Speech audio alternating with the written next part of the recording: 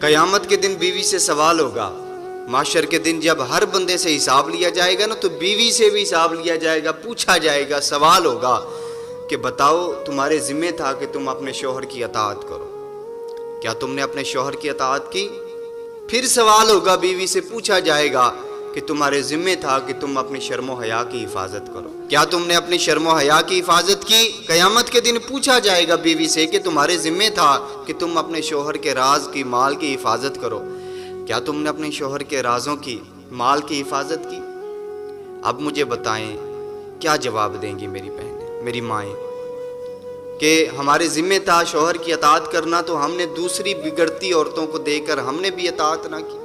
جب پوچھا جائے گا کہ تمہارے ذمہ تھا کہ تم اپنی شرم و حیا کی حفاظت کرو تو اس لیے نہیں کر سکی کیونکہ دوسری عورتیں بھی اس طرح کا لباس پہنتی تھیں, وہ بھی اپنی شرم و حیا کی حفاظت نہیں کرتی تھیں تو اس لیے ہم نے بھی نہیں کی. کیا یہ جواب دو؟ مجھے بتائیں جب معاشر کے دن آپ سے یہ سوال کیا جائے کہ تمہارے ذمہ تھا کہ عورت کی آواز اس کے گھر کی دہلیز سے بھی باہر نہ جائے, لیکن تمہاری آواز تمہارے شوہر سے بھی اونچی رہی, تو بتاؤ قیامت کے دن کیا جواب دو گی؟ میرے محبوب علیہ الصلوۃ والسلام نے ارشاد فرمائے کہ جب مجھے جہنم دکھلائی گئی نا تو میں نے اکثریت عورتوں کی دیکھی, عورتیں جہنم کی آگ میں جل رہی ہیں.